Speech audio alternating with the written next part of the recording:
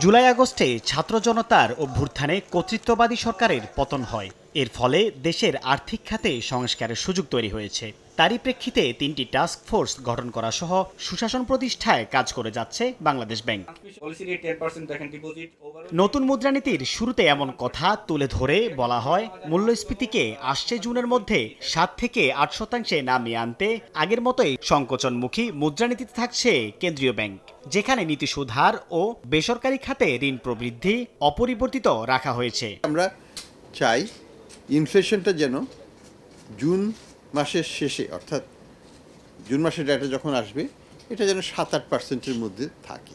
মুদ্রানীতিতে বলা হয়, বৈশ্বিক অর্থনৈতিক প্রবৃদ্ধি ঊর্ধ্বমুখী থাকায় বাংলাদেশের রফতানি ও রেমিটেন্স আয় বাড়বে, আর আন্তর্জাতিক বাজারে খাদ্যপণ্যের দাম কমা, দেশে বোরোসহ কৃষি পণ্যের উৎপাদন ভালো হওয়া এবং মুদ্রা বিনিময় হারের স্থিতিশীলতা ধরে রেখে মূল্যস্ফীতিকে কমিয়ে আনা হবে বলে জানান গভর্নর। এরিয়াসটাও সেটেল হয়ে গেছে অনেকাংশে, কাজে নতুনভাবে আমাদের বড় রকমের কোনো চাপ এক্সচেঞ্জ রেটের উপর আমরা পড়বে না। এক্সচেঞ্জ রেটের উপর চাপ যদি না পড়ে, তাহলে আমাদের ডিমান্ড ম্যানেজমেন্ট পলিসি সাপোর্টে আমাদের ইনফ্লেশনটা আস্তে আস্তে কমে আসবে। এ সময় পাচার করা অর্থ প্রসঙ্গে গভর্নর জানান, এক্ষেত্রে বিদেশের সহায়তা নেওয়া হচ্ছে, তবে দেশের মধ্যে আন্তঃমন্ত্রণালয়ের সমন্বয়ের দুর্বলতা আছে, আর টাকা ফেরানো সময় সাপেক্ষ বলেও জানান।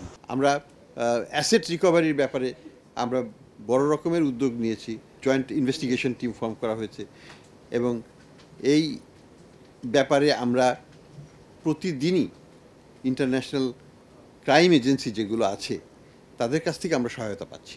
মধ্যপ্রাচ্য সহ বিভিন্ন আঞ্চলিক সংঘাত, বৈশ্বিক ঋণের বাজারে টালমাটাল পরিস্থিতি ও কিছু দেশ বাণিজ্য সংরক্ষণ নীতি গ্রহণ করার মতো চ্যালেঞ্জগুলো বাংলাদেশের সামনে আছে বলে মুদ্রানীতিতে তুলে ধরা হয়। ধন্যবাদ। সাইফুল ইসলাম, সময় সংবাদ, ঢাকা।